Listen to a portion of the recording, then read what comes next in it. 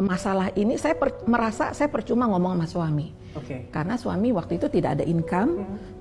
Saya mau ngomong sama siapa gitu. Akhirnya saya memutuskan sendiri. Dan karena panik, saya simpan sendiri, panik.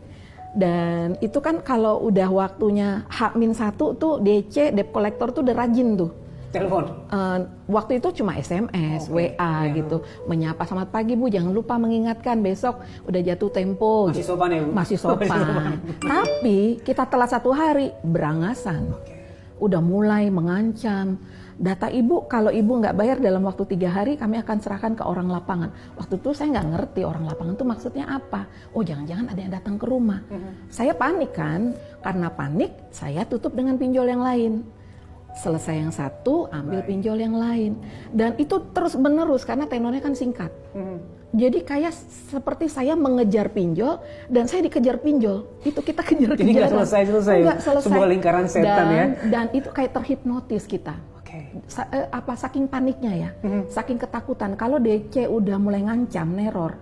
Bahkan satu kali nerornya mereka tuh bikin grup WA. Tiba-tiba di HP saya ada grup WA.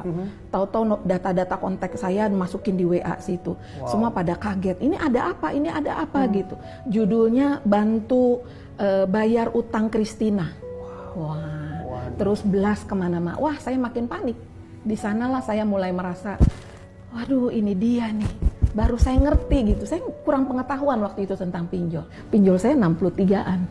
63 pinjol? 63 pinjol. Dengan total itu 65 juta. Padahal pinjol itu pilihan terakhir setelah saya punya utang-utang yang lain. Kalau di total semua, jumlah utang saya itu 40 kali lipat dari income saya yang sebenarnya. Betapa bodohnya. Wow. Ya itu seperti, makanya bisa dibayangkan seperti gurita yang menjerat ya. Betul. Karena setiap lepas dari tangan satu, masuk ke tangan satu. Iya. Seperti lumpur hidup, kita terhisap terus kalau semakin dalam. Iya, kalau kita nggak segera mengambil keputusan yang benar. Tadi kan sampai akhirnya dibuatin grup nih, grup yang isinya kontak, kenalan, relasi. Itu kan sebenarnya yang ibu hindari. Iya. Untuk orang-orang tahu bahwa ibu punya pinjaman di banyak tempat. Nah, bagaimana ibu melihatnya waktu itu? Wah, itu nggak bisa dikatakan lagi. Saya cuma bisa menangis. Dan waktu itu kondisi saya udah benar-benar dalam keadaan depresi karena memang nggak ada lagi yang bisa saya pakai untuk bayar. Anak saya yang di luar kota udah laporan, Mami, aku mesti bayar semester nggak? Karena kalau enggak aku mesti ngajuin cuti akademik.